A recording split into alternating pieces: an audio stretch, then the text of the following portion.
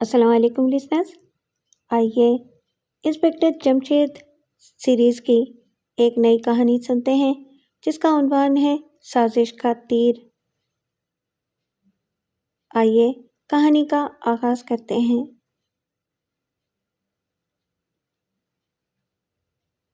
دھم کی آواز سن کر اس کی آنکھ کھل گئی، کان کھڑے ہو گئے۔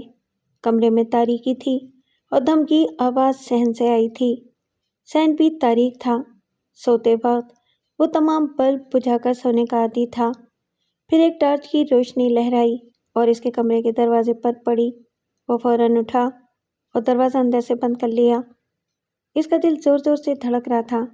پھر کسی نے دروازے پر دباؤ ڈالا، لیکن دروازہ تو اندر سے بند تھا۔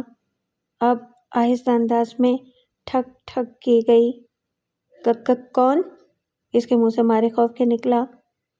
میں ایک غریب چور ہوں، 2 دن سے بھوکا ہوں، بس تھوڑا سا کھانا مل جائے، کھا کر چلا جاؤں گا۔ اوہ، اس نے اطمینان کا سانس لیا۔ یہ بھی نہ سوچا کہ ایک غریب چور، وہ بھی بھوکا، اس کی چھت سے نیچے کیسے کود سکتا تھا۔ وہ تو اس خیال سے ہی خوش ہو گیا کہ کوئی بھوکا چور بس اس کے گھر کا کھانا کھانے آیا ہے۔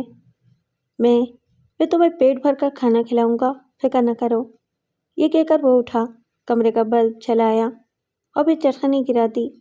جو ہی اس نے دروازہ کھولا، پوری طرح اچھلا۔ کمرے سے باہر صحن میں 4 سیاہ پوش کھڑے تھے۔ ان کے ہاتھوں میں پستول تھے اور ان کی نالوں کے رخ اس کے سینے کی طرف تھے۔ کیا مطلب؟ کس بات کا مطلب؟ پوچھا مسٹر جبران۔ ان میں سے ایک نے پوچھا۔ تم نے تو کہا تھا کہ تم ایک بھوکے چور ہو، جبکہ یہاں تو 4 پستول بردار موجود ہیں، اور پھر مزید حیرت کی بات یہ کہ تم میرا نام بھی جانتے ہو۔ تو پھر اسے کیا ہو گیا؟ ہم چاروں کھانا کھا لیں گے، اور گھر میں اتنا کھانا نہ ہوا تو ہوٹل سے منگوا لیں گے۔ تمہیں بہرحال پریشان ہونے کی ضرورت نہیں۔ باقی رہی یہ بات کہ ہم تمہارا نام کیسے جانتے ہیں، ہم تو تمہارے بارے میں اور بھی بہت کچھ جانتے ہیں۔ تم کیا چاہتے ہو؟ اس نے سنبھل کر کہا۔ اس بار لہجہ سخت تھا۔ ہاں، یہ سوال درست ہے۔ وہ کمرے میں آ گئے اور دروازہ اندر سے بند کر لیا۔ اب تو اس کا رنگ اڑ گیا، آنکھوں میں خوف پھیل گیا۔ پہلے تو ہم تمہیں چند تصاویر دکھائیں گے، ان میں سے ایک نے کہا اور اپنے ساتھی کے ہاتھ سے بیگ لے لیا۔ اس میں سے چند تصاویر نکال کر اس کے سامنے کر دیں۔ وہ ان میں چوری کرتا صاف نظر آ رہا تھا۔ اسے بہت حیرت ہوئی، کیونکہ ان گھروں میں جب اس نے چوری کی تھی تو کوئی اس کے ساتھ نہیں تھا۔ پھر ان لوگوں نے یہ تصاویر کیسے بنا لیں؟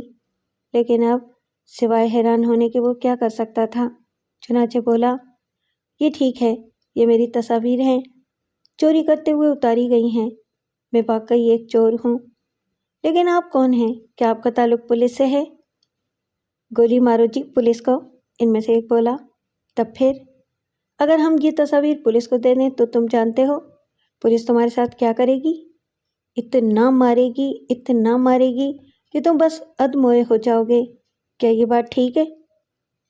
ہاں، بالکل ٹھیک ہے۔ میں جانتا ہوں پولیس خاص طور پر چوروں کو بہت بری طرح مارتی ہے، نہ جانے کیوں۔ یہ ان کا مسئلہ ہے، اور شاید یہ کوئی نفسیاتی مسئلہ ہے۔ ہو سکتا ہے کہ وہ سوچتے ہوں بڑے چوروں کے مقابلے میں یہ چھوٹے چور کہاں سے آ گئے اور کیوں آ گئے۔ لیکن تم فکر نہ کرو، ہمارا تعلق پولیس سے نہیں ہے۔ یہ اس کا ثبوت دیکھ لو۔ یہ کہہ کر اس نے ہاتھ میں پکڑا ہوا رومال اس کی ناک کے بالکل قریب کر دیا۔ وہ دیکھنے کے لیے جھکا تو اس نے رومال ناک سے لگا دیا۔ وہ فوراً کمرے کے فرش پر گر پڑا۔ چلو بھائی، یہ ہو گیا ہے بے ہوش، اٹھاؤ اسے۔ انہوں نے اسے اٹھایا اور باہر کھڑی گاڑی میں ڈال کر وہاں سے روانہ ہو گئے۔ وہ ایک ایسے راستے سے جا رہے تھے جن پر کوئی چوراہا نہیں آتا تھا۔ ایسے راستوں سے وہ خوب واقف تھے۔ راستے میں پولیس سے ملاقات نہیں ہوتی تھی۔ پھر ایک جگہ گاڑی روک دی گئی، اسے اٹھا کر اندر لایا گیا اور ایک کمرے میں لٹا دیا گیا۔ پھر ایک جگہ گاڑی روک دی گئی، اسے اٹھا کر اندر لایا گیا اور ایک کمرے میں لٹا دیا گیا۔ 1 گھنٹے بعد اس نے آنکھیں کھول دیں۔ اسے بہت حیرت ہوئی، وہ اپنے گھر کے کمرے میں نہیں تھا۔ میں کہاں ہوں؟ ہمارے گھر میں، اسی نے کہا جو اس سے پہلے اس سے باتیں کر رہا تھا۔ اس نے چونک کر ان کی طرف دیکھا، پھر اس کے منہ سے نکلا، اوہ تو تم وہی ہو؟ ہم نے کب کہا کہ ہم وہ نہیں ہیں؟ ہم 100% وہی ہیں۔ وہ ہنسا۔ مم مجھے کیا ہوا تھا؟ آپ بس ذرا بے ہوش ہو گئے تھے۔ پتہ نہیں آج کل کے لوگوں کو کیا ہو گیا ہے، جب دیکھو بات بے بات بے ہوش ہو جاتے ہیں۔ نہیں یہ بات نہیں، میں نے تم لوگوں کو رومال سنگھاتے محسوس کر لیا تھا۔ آخر تم لوگ مجھ سے چاہتے کیا ہو؟ ہاں اب آئے ہو نا تم اصل بات پر۔ ہم تم سے ایک کام لینا چاہتے ہیں، تم ہمارا وہ کام کر دو، ہم تمہاری تصاویر پولیس کو نہیں دیں گے۔ مطلب یہ کہ تم آزاد زندگی گزار سکو گے، ورنہ جیل کی سلاخیں تمہارا مقدر ہوں گی۔ اب دیکھ لو، سوچ لو۔ میں تو بس ایک چور ہوں، اس سے بڑھ کر میں نے آج تک کوئی جرم نہیں کیا، اور نہ میں ایسا سوچ سکتا ہوں۔ ٹھیک ہے، ہم تمہارے ہاتھوں ایک چیز چرانا چاہتے ہیں، تم وہ چیز ہمیں چرا کر لا دو، اس کے بعد ہم تم سے کوئی قرض نہیں رکھیں گے۔ اچھی بات ہے، میں تم لوگوں پر اعتبار کرنے پر مجبور ہوں۔ بتاؤ کیا کام ہے؟ تمہیں ایک کھلونا چرانا ہے۔ کیا کہا؟ کھلونا؟ یہ کیا بات ہوئی؟ بات جو بھی ہوئی یا نہیں ہوئی، بس تم وہ کھلونا چرا کر لا دو، اس کے بعد تمہارا کام ختم ہو جائے گا اور ہم تم سے کوئی قرض نہیں رکھیں گے۔ ٹھیک ہے، بتاؤ کھلونا کہاں سے چرانا ہے؟ خان نسیم خان کے گھر سے۔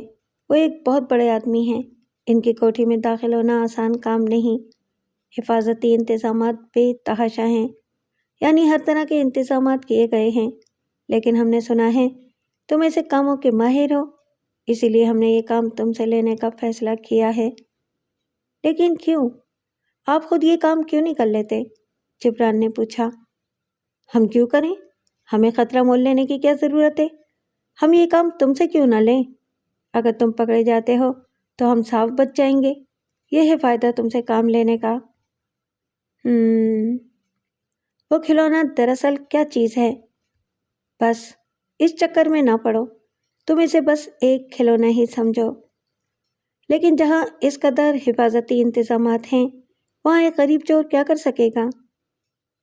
یہ ہمارا مسئلہ نہیں، خالصتاً تمہارا ہے۔ یہ کام کرو یا جیل چلے جاؤ، تمہیں دو میں سے ایک منتخب کرنا ہے۔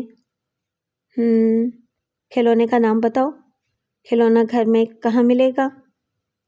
کھلونا خان نسیم خان کے ڈرائنگ روم کے آتش دان پر رکھا ہے۔ اصل مسئلہ اندر داخل ہونے اور باہر نکل آنے کا ہے۔ کھلونا اٹھا کر چھپا کر لے آنا بالکل مشکل کام نہیں۔ ظاہر ہے وہاں تمام تر حفاظتی انتظامات کیے گئے ہیں، کیمرے بھی لگے ہوں گے، اندر داخل ہونا بھی اتنا آسان کام نہیں ہوگا۔ یہ تمام باتیں ہیں، اگر تم یہ کام نہیں کر سکتے تو بتا دو، ہم تمہاری تصاویر پولیس کو بھیج دیتے ہیں۔ مجھے سوچنے دیں اور ساتھ میں یہ بھی بتا دیں کہ مجھے کتنے دن میں یہ کام کرنا ہے۔ ہماری طرف سے تو کل تک کر دو، تاہم تم مہلت چاہتے ہو تو ہم 3 دن کی مہلت دے سکتے ہیں، اور بس اس سے زیادہ مہلت نہیں ملے گی۔ اچھی بات ہے، میں تم لوگوں کے لیے وہ کھلونا حاصل کروں گا، 3 دن کے اندر اندر کھلونا تم لوگوں کو لا دوں گا۔ سوال یہ ہے کہ اس کھلونے میں ہے کیا؟ بس تم اس کھوج میں نہ پڑو، یہ بات تمہارے کسی کام نہیں آئے گی۔ جو کام آئے گی وہ یہ ہے کہ کھلونا ہمیں لا دو، اور بس۔ ٹھیک ہے، تم مجھ سے کھلونا کہاں وصول کرو گے؟ ہم خود تمہارے گھر آ جائیں گے، وہیں سے کھلونا وصول کر لیں گے۔ ٹھیک ہے۔ اور پھر انہوں نے خان نسیم خان کی کوٹھی کا پتہ وغیرہ سب کچھ اچھی طرح بتا دیا۔ اس کے بعد وہ جانے کے لیے اٹھ کھڑے ہوئے۔ اس وقت اس نے کہا، پہلے ہم تمہیں ایک بات بتا دیتے ہیں، اور وہ یہ کہ جب تک ہمیں کھلونا نہیں مل جاتا اس وقت تک ہم تمہاری باقاعدہ نگرانی کریں گے۔ تم ہماری نظروں میں رہو گے، کوئی گڑبڑ کرنے کی کوشش کی تو پھر ہم تمہارا کوئی لحاظ نہیں کریں گے۔ میں سمجھتا ہوں تم وہ لوگ نہیں جو کسی کا لحاظ کرو۔ اس کا لہجہ خشک تھا۔ ان لوگوں نے اس کے لہجے کی خشکی صاف محسوس کر لی۔ چنانچہ ان میں سے ایک نے ہنس کر کہا، تمہارا اندازہ غلط نہیں، عام حالات میں ہم بہت سخت ہیں، انسان کو اس طرح کاٹ پھینکتے ہیں جیسے کوئی بھیڑ کو ذبح کرتا ہو۔ اس لیے ہم چاہتے ہیں تم بغیر کسی گڑبڑ کے یہ کام کرو، اس کے بعد تم بالکل فارغ ہوگے۔ 3 دن بعد آ کر مجھ سے کھلونا وصول کر لیں۔ اس نے منہ بنایا۔ اس کی آنکھوں پر پٹی کس کر باندھ دو اور اسے وہیں چھوڑاؤ جہاں سے لائے ہو، ان میں سے ایک بولا۔ اس طرح وہ واپس اپنے گھر پہنچ گیا۔ وہ گہری سوچ میں ڈوب گیا، سوچ رہا تھا کیا کرے اور کیا نہ کرے۔ کیا ان لوگوں کے لیے وہ کھلونا چرائے؟ ان کا کام نہ کرنے کی صورت میں اسے کئی سالوں کے لیے جیل جانا پڑے گا۔ آخر اس نے سوچا میں ان لوگوں کے لیے کھلونا حاصل کروں گا۔ دوسرے دن اس نے خان نسیم خان کی کوٹھی کا چاروں طرف سے جائزہ لیا۔ اندر داخل ہونے کا کوئی راستہ نظر نہ آیا۔ آخر وہ گھر آیا۔ اس نے بالکل پھٹے پرانے کپڑے پہنے اور پہنچ گیا خان نسیم خان کے دروازے پر۔ وہاں 2 عدد مسلح پہرے دار موجود تھے۔ ان کے قریب پہنچ کر اس نے دونوں ہاتھ جوڑ دیے اور بولا، مہربانی فرما کر مجھے یہاں کوئی کام دلوا دیں۔ میں اور میرے بچے بھوکے مر رہے ہیں۔ میں 2 وقت کے کھانے کے سوا اور کچھ نہیں لوں گا۔ تمام دن صفائی کرا لیں اور 2 وقت کی روٹی دے دیا کریں۔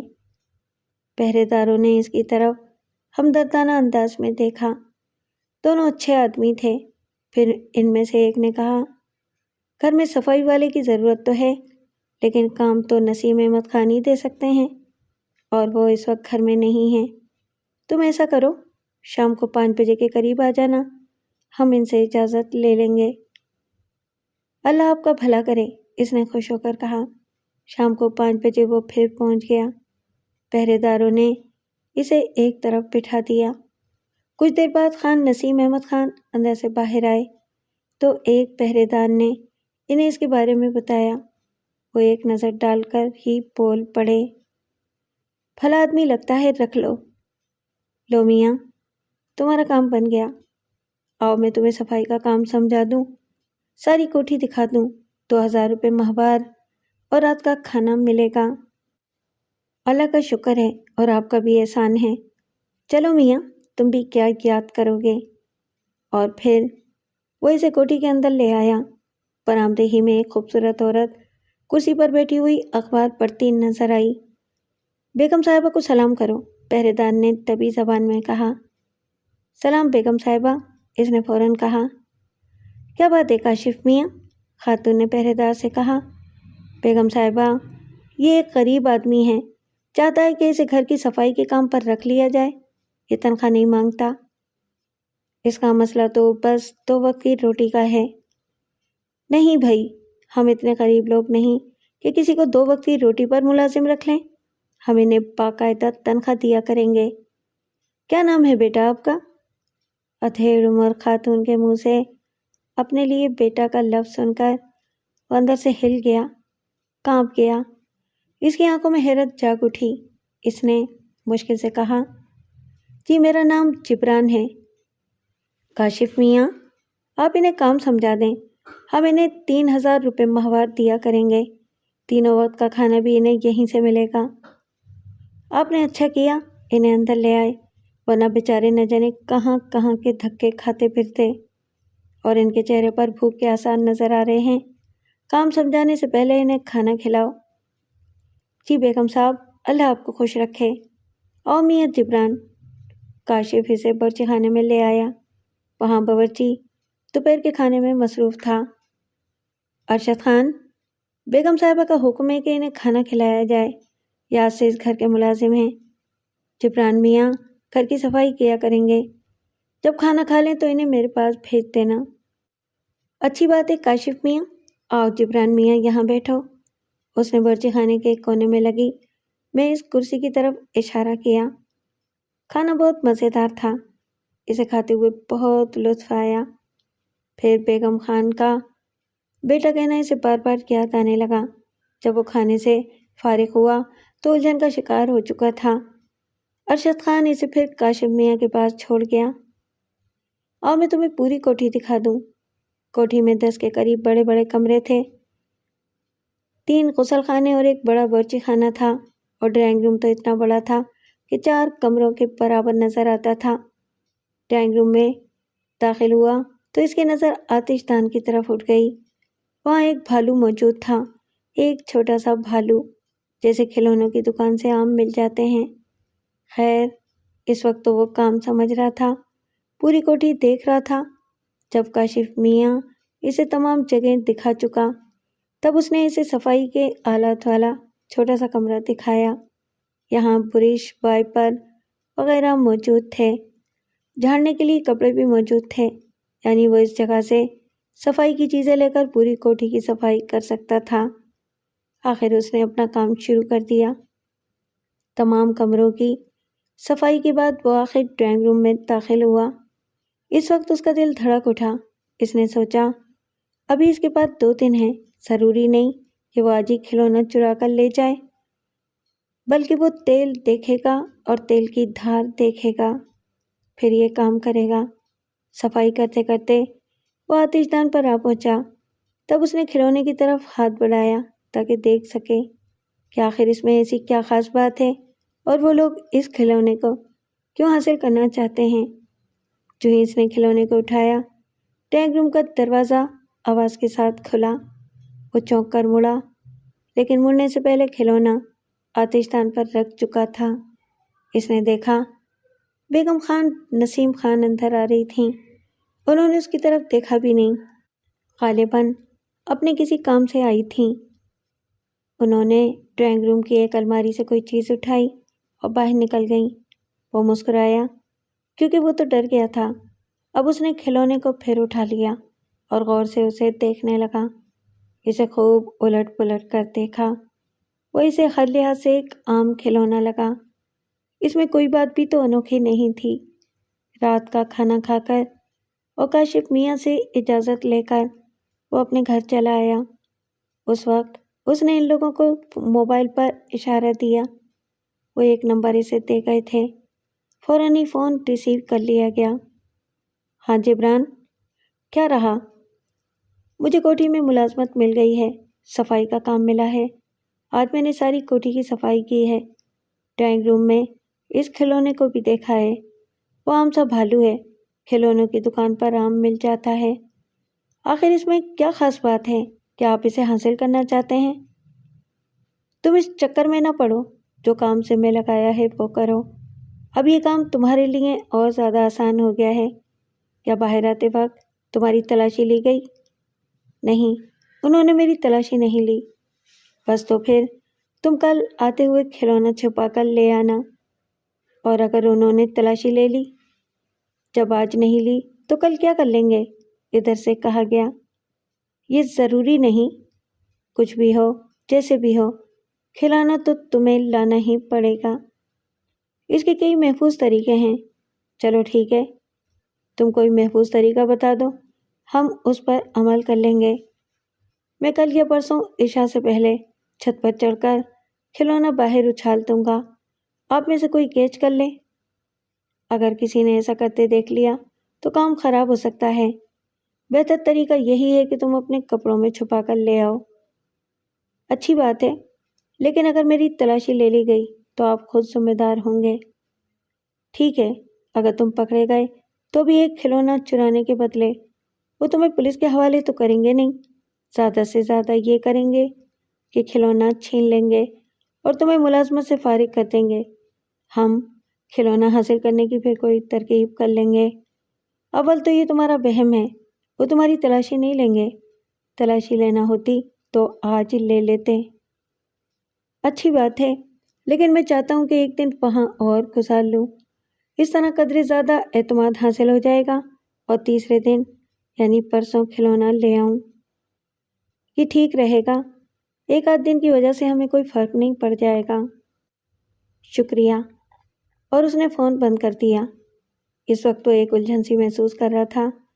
اس کھلونے میں کوئی خاص بات نظر نہیں آ رہی تھی اور وہ لوگ اسے ہر حال میں حاصل کرنا چاہتے تھے۔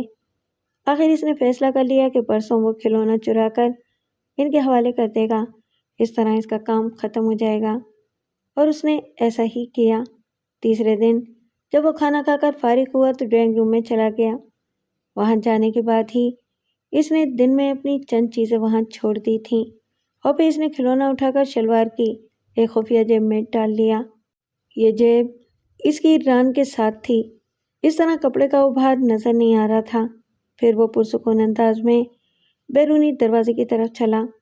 اس وقت اس نے سوچا وہ آج یہاں سے جا رہا ہے، یہاں کے لوگوں نے اس کے ساتھ بہت اچھا سلوک کیا تھا۔ بیگم خان، نسیم خان ملازموں کو بھی وہی کھلاتی تھیں جو خود کھاتی تھیں۔ ان 3 دنوں میں خان نسیم خان اسے نظر نہیں آئے تھے۔ ان کے بارے میں پتہ چلا تھا کہ سرکاری دورے پر بیرون ملک گئے ہوئے ہیں۔ اس کا مطلب تھا وہ بڑے سرکاری افسر تھے۔ ابھی وہ ڈرائنگ روم سے نکلا ہی تھا کہ سامنے سے بیگم نسیم خان آتی نظر آئیں۔ انہیں دیکھ کر وہ رک گیا۔ اس کے ہاتھ سلام کے انداز میں اٹھ گئے۔ انہوں نے بھی مسکرا کر سلام کا جواب دیا اور بولی، کیسے ہو جبران؟ اللہ کا شکر ہے۔ یہاں کوئی تکلیف تو نہیں؟ جی بالکل نہیں، یہاں تو گھر سے بھی زیادہ آرام ہے۔ یہ جان کر اطمینان ہوا۔ یہ کہہ کر وہ آگے بڑھ گئیں۔ اس نے دروازے کی راہ لی۔ وہاں کاشف میاں اور عارف میاں چوکس کھڑے تھے۔ اسے دیکھ کر کاشف بولا، جا رہے ہیں عمران میاں؟ ہاں جی، صبح ملاقات ہوگی انشاءاللہ۔ انشاءاللہ، اس نے کہا اور وہ آگے بڑھ گیا۔ کھڑا کر اس نے موبائل نمبر دبایا۔ دوسری طرف فوراً کہا گیا، ہاں جبران، کیا رہا؟ آپ کا کام ہو گیا، میں کھلونا لے آیا۔ بہت خوب، ہم لینے کے لیے آ رہے ہیں اور اطمینان رکھو، تمہاری تصاویر وغیرہ سب تمہارے سامنے چلا دیں گے۔ بہت بہت شکریہ۔ اور پھر آدھے گھنٹے بعد اس کے دروازے پر دستک ہوئی۔ دروازہ کھولنے پر وہی لوگ اندر داخل ہوئے۔ اس نے کھلونا ان کے حوالے کر دیا۔ انہوں نے تمام تصاویر نکالی اور اس کے سامنے چلا دیں۔ وہ جانتا تھا تصویروں کی کاپیاں بنا کر اپنے پاس رکھ لینا کوئی مشکل کام نہیں، لیکن یہ بات کہنے کا کوئی فائدہ نہیں تھا۔ وہ بہرحال ان کے ہاتھوں میں تھا اور جب جی چاہے وہ اس سے اس قسم کے اور بھی کام لے سکتے تھے، اور وہ کچھ بھی کرنے کے قابل نہیں تھا۔ تصاویر جلا کر وہ لوگ چلے گئے۔ اس نے دروازہ بند کیا اور لگا سوچنے۔ اب کل سے پھر وہی چوری چکاری کا کام تھا اور وہ تھا۔ اچانک اسے ایک خیال آیا۔ اس نے خود سے کہا، لیکن کیوں؟ میں اکیلا آدمی ہوں، اگر میں یہ برے کام چھوڑ دوں اور صرف خان نسیم خان کے گھر میں ملازمت کرتا رہوں تو وہ گھرانہ ایسا ہے کہ گزر بسر آسانی سے ہوتی رہے گی، اچھا کھانا پینا ملتا رہے گا اور کام بہت آسان ہے، گھر کی صفائی اور بس۔ اس نے دل میں فیصلہ کر لیا کہ اب وہ چوریاں نہیں کرے گا، باقی زندگی خان نسیم خان کے گھر میں ملازمت کر کے بسر کرے گا۔ یہ فیصلہ کرتے ہی اس نے بہت سکون محسوس کیا۔ اب ان لوگوں سے خود کو چھپانے کا کام بھی کرنا تھا، اور یہ اسی صورت میں ممکن تھا کہ وہ اس مکان کو چھوڑ دے اور موجودہ سم کو بند کر دے، بلکہ موبائل سے بھی پیچھا چھڑا لے۔ دوسرے دن صبح منہ اندھیرے وہ اس گھر کو تالا لگا کر نکل کھڑا ہوا۔ مالک مکان کے کرائے کا حساب کر کے اس نے رات ہی مالک مکان کو پہنچا دیا تھا اور اسے بتا دیا تھا کہ وہ مکان چھوڑ رہا ہے۔ مکان کی چابی بھی اس نے مالک مکان کو دے دی تھی، لہٰذا اس کی طرف سے وہ بے فکر تھا۔ اس طرح وہ منہ اندھیرے وہاں سے نکل کھڑا ہوا۔ اس نے اپنا حلیہ قدرے تبدیل کر لیا تھا۔ وہ چاہتا تھا کہ آئندہ کے لیے وہ ان چاروں کی نظروں سے پوشیدہ ہو جائے۔ ظاہر ہے وہ یہ سوچ بھی نہیں سکتے تھے کہ وہ بدستور خان نسیم خان کی کوٹھی میں ملازمت کرتا رہے گا۔ کوٹھی میں چونکہ زیادہ صبح سویرے داخل نہیں ہو سکتا تھا، اس لیے اس نے ایک پارک میں وقت گزارا، اور جب کوٹھی پر پہنچنے کا وقت ہو گیا تب وہاں پہنچا۔ دروازے پر پہنچنے سے پہلے وہ اپنا حلیہ درست کر چکا تھا، اور اب وہ پھر جبران نظر آ رہا تھا۔ ساتھ میں اس کا دل بھی دھڑک رہا تھا کہ کہیں کوٹھی والوں کو کھلونے کی گمشدگی کا پتہ نہ چل گیا ہو اور وہ لوگ اس پر شک نہ کر رہے ہوں۔ اب وہ یہ بھی سوچ رہا تھا کہ اس نے غلطی کی، بازار سے اس جیسا کھلونا خرید کر آتش دان پر رکھ دیتا اور اصل کھلونا ان لوگوں کو دے دیتا۔ وہ بار بار یہ بھی سوچ رہا تھا کہ نہ جانے اس کھلونے میں کیا خاص بات تھی۔ وہ چاروں جرائم پیشہ لوگ آخر اس کھلونے کو کیوں حاصل کرنا چاہتے تھے؟ انہی خیالات میں گھرا وہ گیٹ پر پہنچ گیا اور وہاں معمول کے مطابق کاشف میاں اور عارف میاں چوکس کھڑے نظر آئے۔ السلام علیکم، اس نے ان کے نزدیک پہنچتے ہوئے کہا۔ وعلیکم السلام۔ آؤ جبران میاں، وقت کے بہت پابند ہو اور یہ اچھی بات ہے۔ خان صاحب اور بیگم صاحبہ وقت کے پابند ملازمین کو بہت پسند کرتے ہیں۔ خان صاحب تو ان دنوں نظر ہی نہیں آئے۔ آج کل میں آنے والے ہیں، سرکاری دوروں پر گئے ہوئے ہیں، آپ کو شاید معلوم نہیں۔ خان صاحب ایک بڑے سرکاری افسر ہیں، اللہ انہیں اور ترقی دے۔ آمین، ان دونوں نے ایک ساتھ کہا۔ پھر وہ اندر داخل ہو گیا۔ اس نے اپنا کام شروع کر دیا۔ شام کے 4 بجے اچانک بیگم صاحبہ نے ان سب کو طلب کر لیا۔ اس وقت اس کا دل بہت زور سے دھڑکا، کیونکہ اگر کھلونے کے لیے بلایا گیا تھا تو شک اسی پر کیا جانا تھا۔ سب سے زیادہ نیا تو وہی تھا۔ اب وہ سوچ رہا تھا کاش وہ آج یہاں نہ آتا۔ دونوں پہرے دار اور باورچی ارشد نیاز بیگم صاحبہ کے کمرے میں داخل ہوئے۔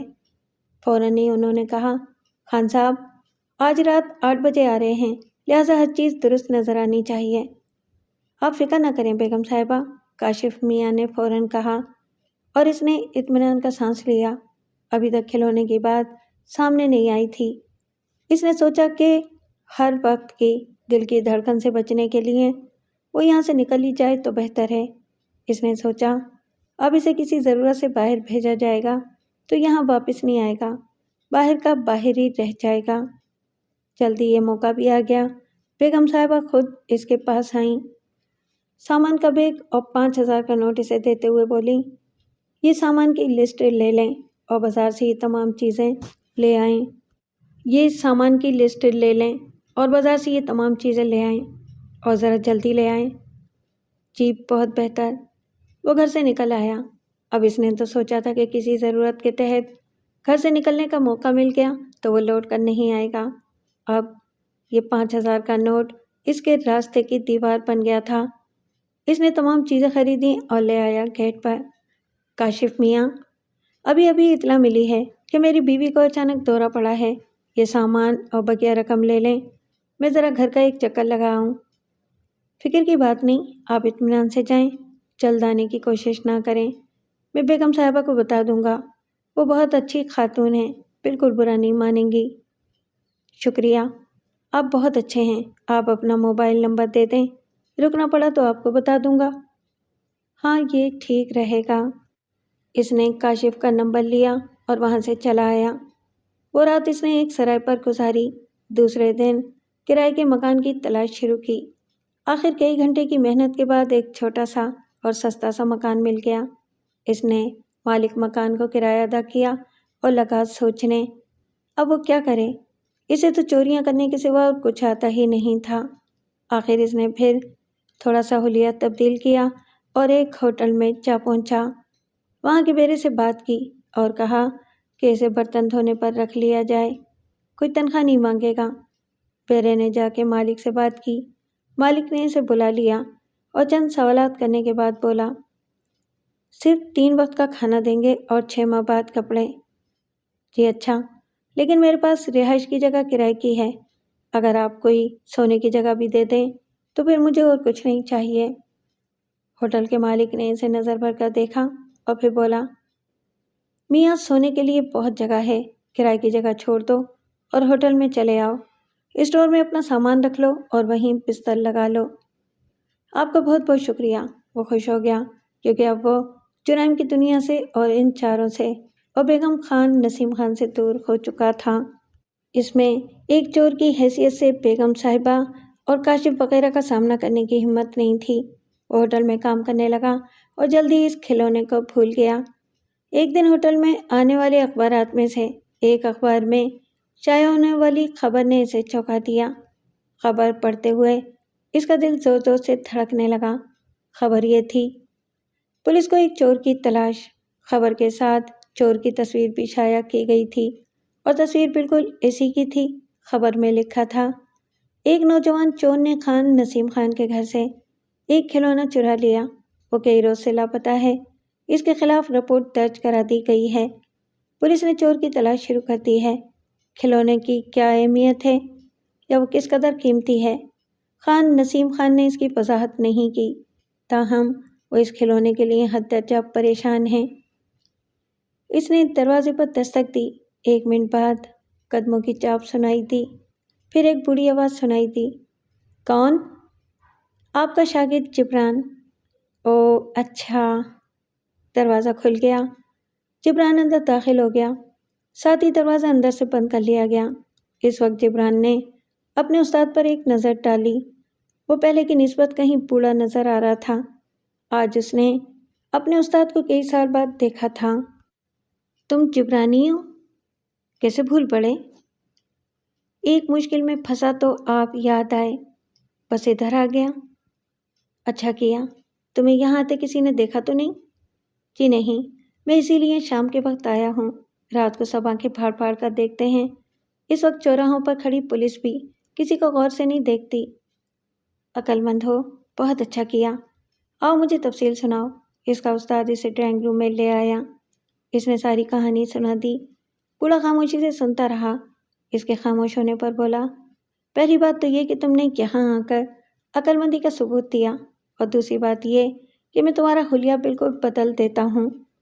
حلیہ قدرتی انداز میں تبدیل ہوگا، مصنوعی چیزیں استعمال نہیں کی جائیں گی، لہٰذا کوئی بڑے سے بڑا جاسوس بھی تمہیں اس نئے حلیے میں دیکھ کر پہچان نہیں سکے گا۔ بہت بہت شکریہ استاد۔ وہ خوش ہو گیا۔ ابھی ایک بات رہتی ہے، سوال یہ ہے کہ ان 4 افراد کو تمہارے بارے میں کس طرح معلوم ہو گیا؟ میں نے اس پر بہت غور کیا ہے استاد، لیکن کوئی بات سمجھ میں نہیں آ سکی۔ میں تمہیں بتا دوں گا، فکر نہ کرو۔ استاد مسکرایا۔ تب پھر بتائیں۔ پہلے تم خود بتاؤ، بھلا اس شہر میں تمہارے بارے میں اس قدر مکمل معلومات کس کے پاس ہیں؟ میں نے بہت سوچا، بہت غور کیا، لیکن بات پلے نہیں پڑی۔ خیر، میں اس سلسلے میں تمہاری رہنمائی کرتا ہوں۔ تم نے خود تو کسی ملنے والے سے یا کسی دوست سے اپنا ذکر کیا نہیں ہوگا، کیونکہ آخر تم میرے شاگرد ہو۔ یہی بات ہے استاد۔ تب پھر بات صرف اور صرف ایک ہی ہو سکتی ہے، اور وہ یہ کہ ان 4 کا تعلق یا تو پولیس سے ہے یا جیل حکام سے، کیونکہ 2 اداروں ہی کو سزا یافتہ لوگوں کے بارے میں معلومات ہوتی ہیں۔ آپ کا مطلب ہے کہ ان لوگوں کا تعلق پولیس سے یا جیل کے عملے سے تھا؟ ہاں، اور یہ کوئی زیادہ حیرت کی بات نہیں۔ ہمارے ان 2 محکموں میں بھی جرائم پیشہ عناصر موجود ہیں۔ اب سوال صرف یہ ہے کہ کسی کو اس کھلونے کی کیا ضرورت تھی، اور اس کھلونے کی کیا اہمیت ہے، اور اگر کوئی اہمیت تھی تو وہ اس طرح عام جگہ کیوں رکھا ہوا تھا؟ ہمارے پاس ان میں سے کسی سوال کا جواب نہیں۔ جبران بیٹے، پولیس تمہاری تلاش میں ہوگی۔ تم نے اچھا کیا کہ میرے پاس آ گئے۔ پولیس اب تم تک نہیں پہنچ سکے گی، بس تم گھر سے باہر نہ نکلنا، اور کوئی آئے تو تہ خانے میں چلے جانا۔ ہمیں 1 آدھ ماہ تک تو یہ احتیاط کرنا ہوگی، پھر تم بدلے ہوئے حلیے میں شہر میں اپنا کوئی کام کر سکو گے۔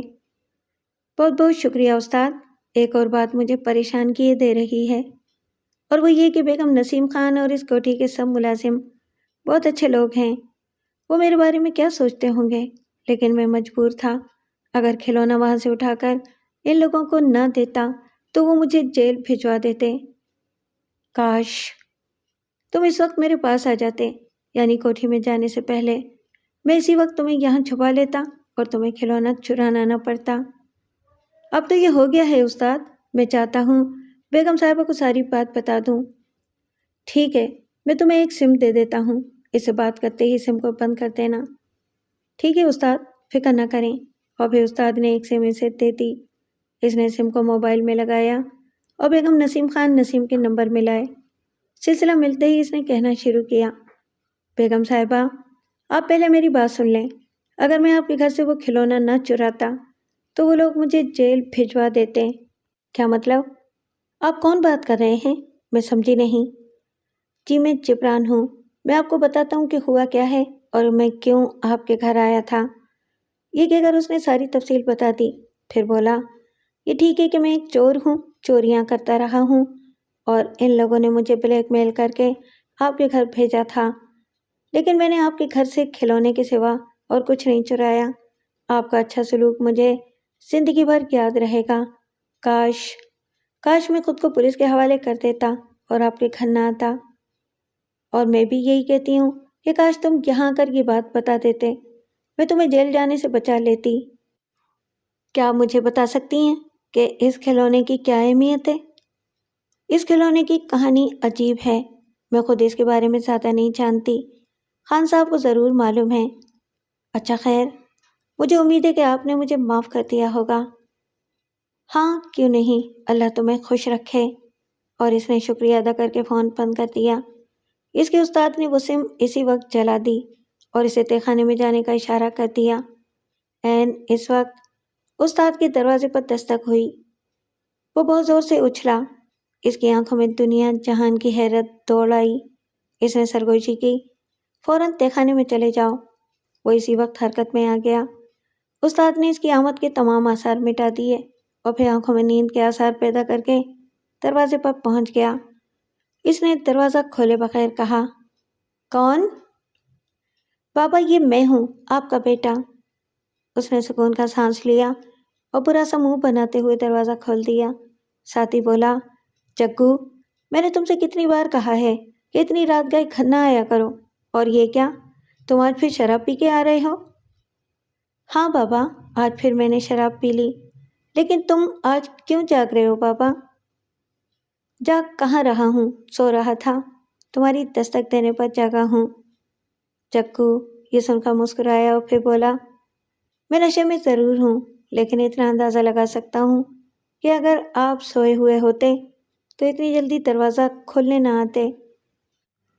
بھائی میں مکمل طور پر سویا نہیں تھا، چلو تم آرام کرو۔ لیکن بابا، میں نے آپ کو کسی سے باتیں کرتے سنا ہے، میں نے آتے ہی دستک نہیں دی تھی، بلکہ پہلے یہ جاننے کے لیے دروازے سے کان لگائے تھے کہ آپ سو رہے ہیں یا جاگ رہے ہیں۔ اس وقت میں نے سنا آپ کسی سے دبی آواز میں باتیں کر رہے تھے، پھر اس نے کسی شخص کو فون کیا تھا۔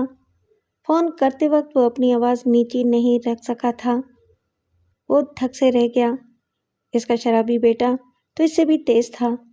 لمحے بھر کے لیے اس نے سوچا، پھر بولا، تم نے ٹھیک کہا، وہ میرا ایک شاگرد ہے، کچھ دنوں تک پولیس سے چھپنا چاہتا ہے، بس بات صرف اتنی ہے، چاہو تو تہہ خانے میں جا کر اس سے مل لو اور اس بات کی تصدیق کر لو۔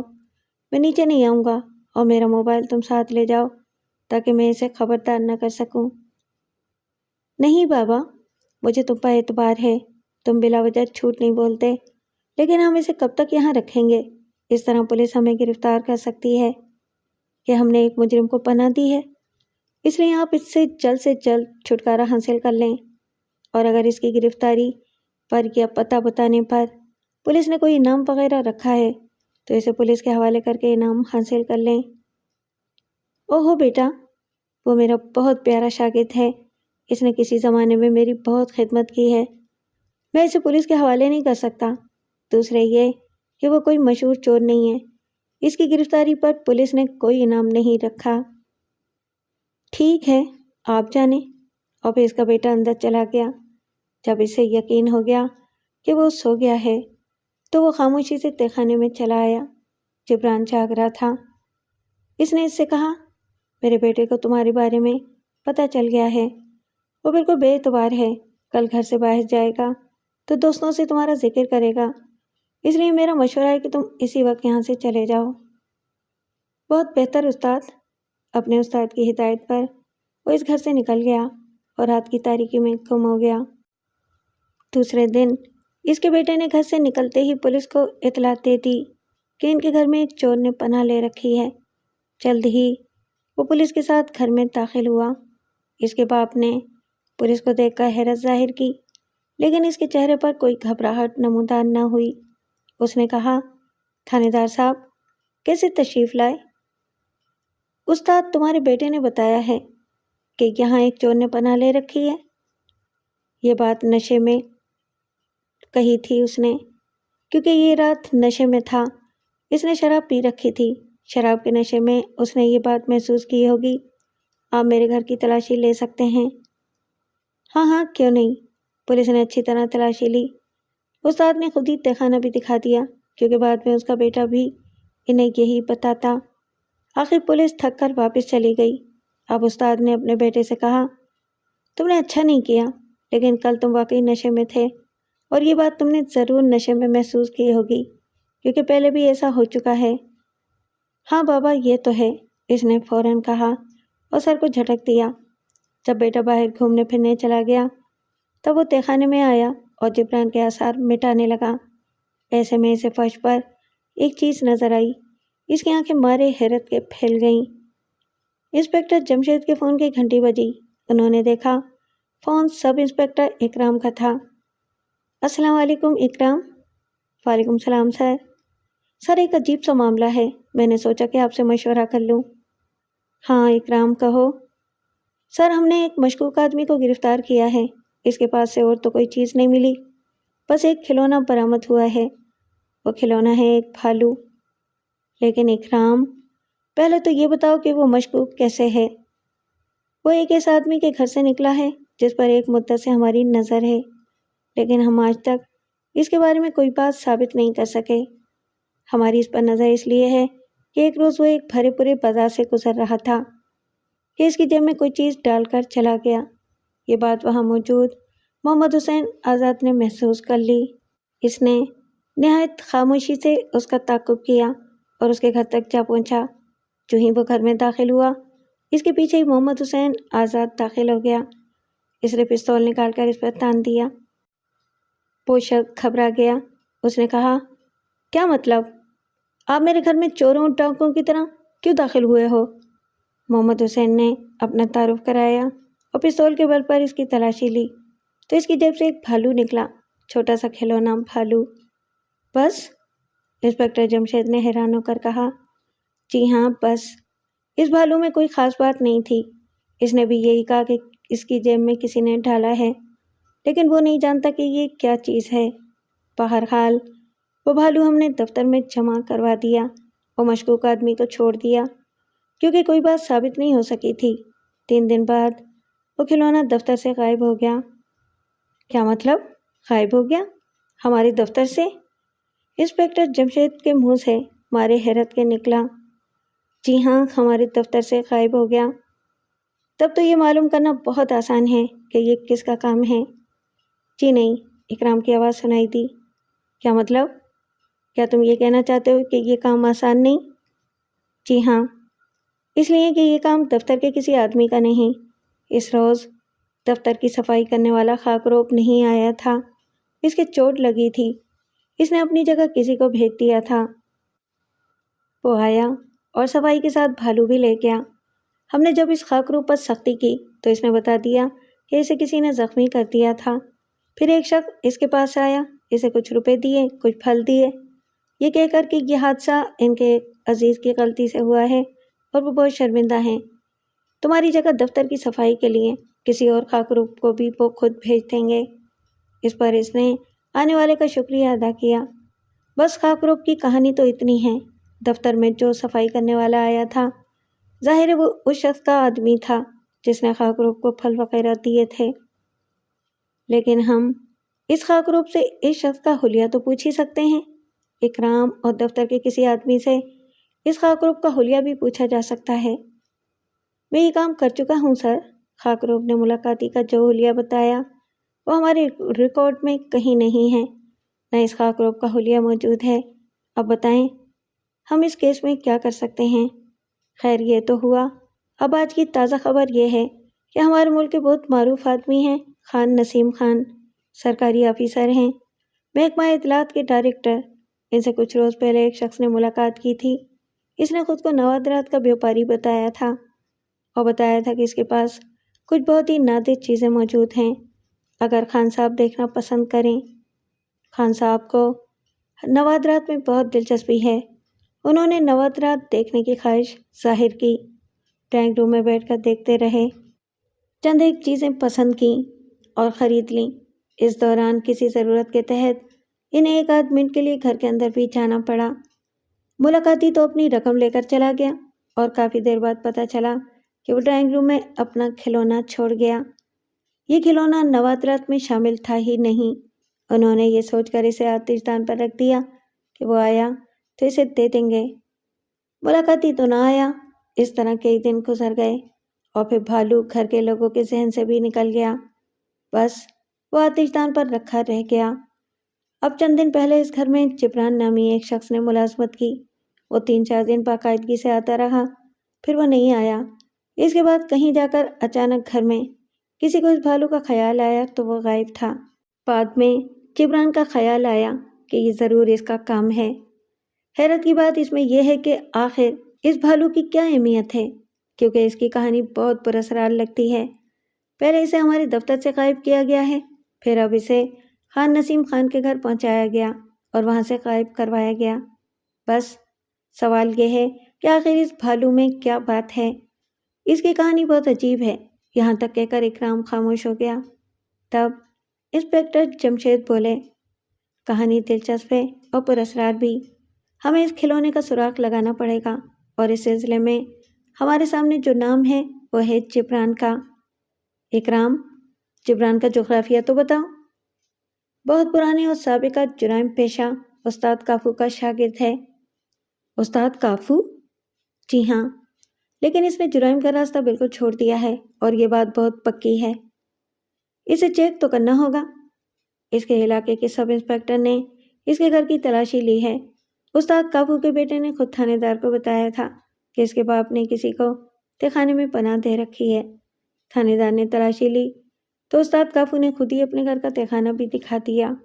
سارے گھر کی تلاشی لینے پر بھی وہاں جبران نہیں ملا۔ استاد کافو نے تھانے دار کو بتایا کہ اس کا بیٹا شراب کا عادی ہے، اور رات کے وقت بھی اس نے شراب پی رکھی تھی۔ اس نے نشے کی حالت میں یہ بات کی تھی کہ میں نے کسی کو پناہ دی ہے، ورنہ ایسی کوئی بات نہیں۔ لہذا تھانے دار وہاں سے ناکام واپس آ گیا۔ اب آپ اس سلسلے میں کیا کہتے ہیں؟ استاد کافو سے مجھے خود ملنا ہوگا، کیونکہ اس معاملے میں گھماؤ پھراؤ لگتا ہے۔ شکریہ سر، اکرام خوش ہو گیا، گویا وہ خود بھی یہی چاہتا تھا۔ اور پھر اسی شام انسپکٹر جمشید اکرام کے ساتھ استاد کافو کے دروازے پر پہنچ گئے۔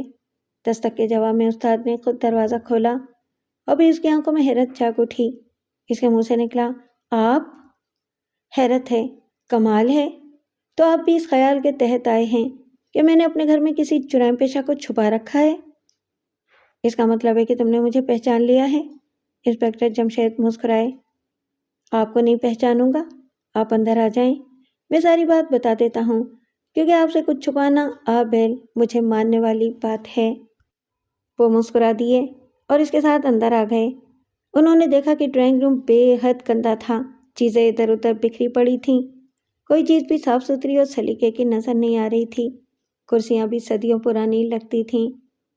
آپ تشریف رکھیے اور یہ بتائیے کہ چائے پینا پسند کریں گے یا؟ ڈیوٹی کے دوران ہم کچھ نہیں پیتے، آپ بس وہ بات بتا دیں جس کی خاطر ہم یہاں آئے ہیں۔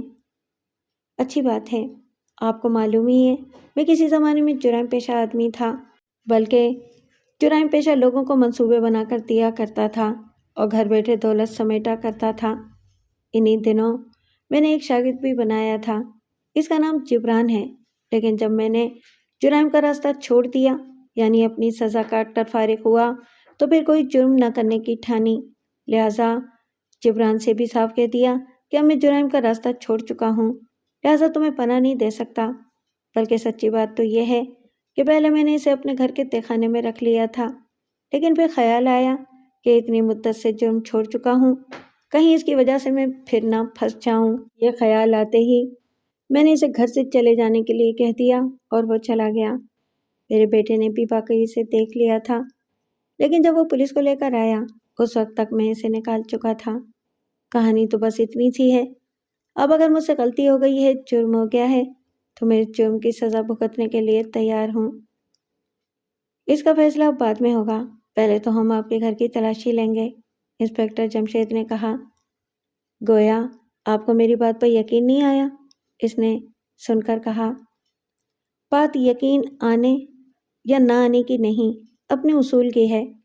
ہم لوگوں کو جرائم پر کام کرتے ہوئے بہت سبق حاصل ہو چکے ہیں، لہٰذا ہم کسی کی بات پر بھی فوراً یقین نہیں کر لیتے، اپنا کام کرتے ہیں اور نتیجہ نکالتے ہیں۔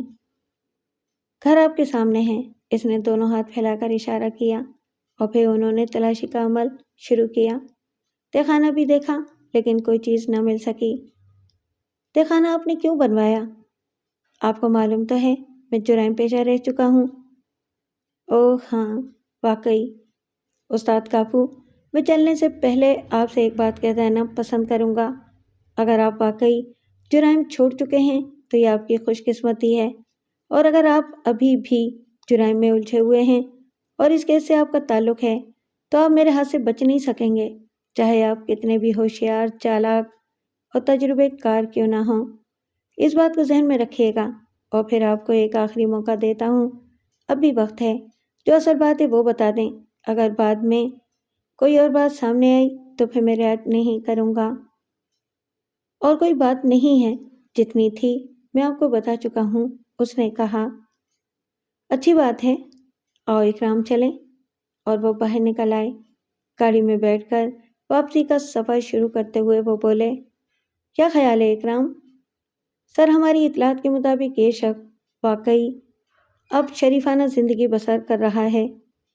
تب تو ٹھیک ہے، ہو سکتا ہے اس کا اس معاملے سے کوئی تعلق ہی نہ ہو، اور جبران پرانے تعلقات کی بنیاد پر یہاں چھپنے کے لیے آ گیا ہو اور اس نے پناہ دے دی ہو، لیکن بعد میں خیال آنے پر یا بیٹی کی وجہ سے چلے جانے کے لیے کہہ دیا ہو۔ ان حالات میں تو یہ شخص بے قصور ہی ہوگا۔ ویسے اکرام، میرا ایک مشورہ ہے۔ وہ کیا سر؟ ایک سادہ لباس والے کو اس کی نگرانی پر لگا دو، وہ ضرورت سے زیادہ ہوشیار آدمی ہونا چاہیے۔ پھر اکرام کو اتار کر وہ گھر پہنچے۔ دستک دیتے وقت انہیں محسوس ہوا کہ کوئی بات انہیں مسلسل پریشان کر رہی ہے۔ پھر جو ہی انہوں نے دستک دی، اندر سے آواز آئی، بھالو والے معاملے میں کیا رہا ابا جان؟ کیا مطلب؟ وہ زور سے چونکے۔ اسی وقت دروازہ کھل گیا۔ انہوں نے اندر داخل ہو کر دروازہ بند کر لیا اور لگے انہیں گھورنے۔ یہ آپ ہمیں اس طرح کیوں گھور رہے ہیں؟ پہلے تم بتاؤ، تمہیں کیسے پتہ چلا کہ ہم اس کیس پر کام کر رہے ہیں؟ دیکھیے ابا جان، آج سے پہلے آپ ہم سے یہ پوچھا کرتے ہیں، آج ہم آپ سے پوچھتے ہیں کہ ہم نے یہ بات کیسے جان لی۔ اوہ اچھا، یہ بات ہے۔ ایک منٹ ٹھہرو، میں حالات پر غور کر لوں۔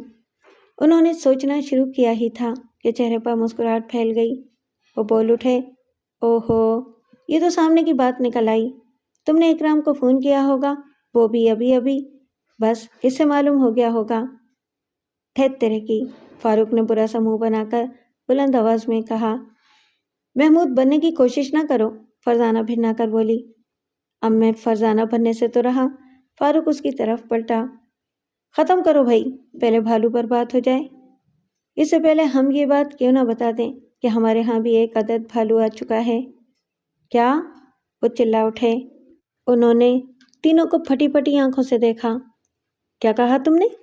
ہمارے گھر میں بھی ایک بھالو آ چکا ہے؟ جی ہاں، اور وہ ڈرائنگ روم کے آتش دان پر موجود ہے۔ فاروق شوق انداز میں مسکرایا۔ اوہو، اچھا۔ یہ کہتے ہی وہ ڈرائنگ روم کی طرف جھپٹے۔ انہوں نے دیکھا ڈرائنگ روم کے آتش دان پر ایک بھالو واقعی موجود تھا۔ اللہ اپنا رحم فرمائے، یہ کیا ہو رہا ہے؟ یہ کیسے آیا؟ یہی تو ہمیں معلوم نہیں۔ کیا مطلب؟ وہ اچھل پڑے، پھر مارے حیرت کے بولے، کیا کہہ رہے ہو؟ یہی بات ہے ابا جان، ہم نہیں جانتے یہ کیسے پہنچا۔ یہ کیسے ممکن ہے؟ ہمارے گھر میں کوئی چیز اس طرح کیسے آ سکتی ہے کہ کسی کو پتہ تک نہ چلے؟ کیا تمہاری امی کا کہنا بھی یہی ہے؟ جی ہاں، بیگم جمشید کی آواز سنائی دی، ساتھ ہی وہ ڈرائنگ روم میں آ گئیں۔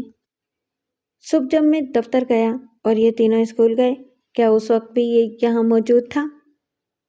مجھے معلوم نہیں، کیونکہ خاص طور پر تو یہ دیکھنے کے لیے ڈرائنگ روم میں نہیں گئی تھی۔ یہ تو آپ لوگوں کے جانے کے بعد جب میں اندر صفائی کرتے ہوئے آتش دان تک پہنچی، اس وقت میں نے اسے دیکھا۔ مجھے حیرت سی ہوئی کہ یہ یہاں کیسے آ گیا۔ پھر جب دوپہر کو یہ تینوں گھر آئے تو میں نے ان سے کہا، تم میں سے یہ بھالو یہاں کون لایا ہے؟ اس پر تینوں نے بتایا کہ یہ کام ان کا تو ہرگز نہیں ہے۔ اب سوال یہ تھا کہ پھر یہ بھالو اندر کیسے پہنچا؟ ابھی یہ سوال ذہنوں میں گونجا ہی تھا کہ محمود نے سب انسپکٹر اکرام کو فون کر دیا۔ اسے معلوم ہوا کہ خود آپ بھی ایک بھالو کے سلسلے میں الجھے ہوئے ہیں۔ یہاں تک کہہ کر وہ خاموش ہو گئیں۔ اس سے پہلے کہ ہم معلومات حاصل کرنے کی کوشش کریں، پہلے یہ اطمینان کر لینا چاہیے کہ یہ خطرناک تو نہیں ہے۔ یہ کہہ کر انہوں نے اپنی گھڑی کا ایک بٹن دبایا اور اسے بھالو کے قریب کر دیا۔ گھڑی پر کوئی اشارہ موصول نہیں ہوا۔ اس پر وہ بولے، فوری طور پر تو کوئی خطرہ محسوس نہیں ہو رہا، لیکن مزید اطمینان کر لینا بہتر ہوگا۔ یہ کہہ کر انہوں نے پروفیسر داؤد کے نمبر ڈائل کیے۔ فوراً ہی ان کی آواز سنائی دی، بہت اچھے موقع پر فون کیا جمشید، میں اور خان رحمان اس وقت سیر کا ایک پروگرام ترتیب دے رہے تھے۔ ہم پہلے ہی تم لوگوں کو اس پروگرام میں شامل کر چکے ہیں، تھوڑی دیر تک پوری تفصیل بتانے کے لیے فون کریں گے۔ وہ بعد میں کر لیں گے، پہلے آپ یہاں آ جائیں، ایک کھلونا چیک کرانا ہے، اور مصلحت کا تقاضا یہ کہ ہم فی الحال گھر سے نہ نکلیں، پہلے اس کھلونے کی حقیقت جان لیں۔ یہ کیا تم آج کل کھلونوں سے کھیلنے لگے ہو؟ بس کیا کروں، آپ آ جائیں پہلے۔ یہ کہہ کر انہوں نے فون بند کر دیا۔ جلدی پروفیسر داؤد خان رحمان کے ساتھ وہاں پہنچ گئے۔ انہوں نے کھلونا ان کے سامنے کر دیا۔ پروفیسر صاحب نے اپنے آلات کے ذریعے اس کا اچھی طرح جائزہ لیا، پھر بے فکر ہو کر بولے، اس میں کوئی خطرناک مادہ نہیں ہے، لہٰذا یہ پھٹے گا تو ہرگز نہیں۔ البتہ میں یہ بات ضرور کہہ سکتا ہوں کہ اس میں کوئی بات ہے ضرور۔ مثلاً جمشید، میں تمہیں سے پوچھتا ہوں، کیا تم بتا سکتے ہو کہ یہ کس چیز کا بنا ہوا ہے؟ ہاں، کیوں نہیں، یہ پلاسٹک کا ہے۔ نہیں جمشید، وہ بولے۔ کیا مطلب؟ انہوں نے ایک ساتھ چونک کر کہا، یہ پلاسٹک کا نہیں ہے۔ اوہو، اچھا۔ وہ سب کھلونے کو غور سے دیکھنے لگے۔ پھر انسپکٹر جمشید نے کہا، لوہے کا بھی نہیں ہے؟ ہاں، سلور کا بھی نہیں، پروفیسر بولے۔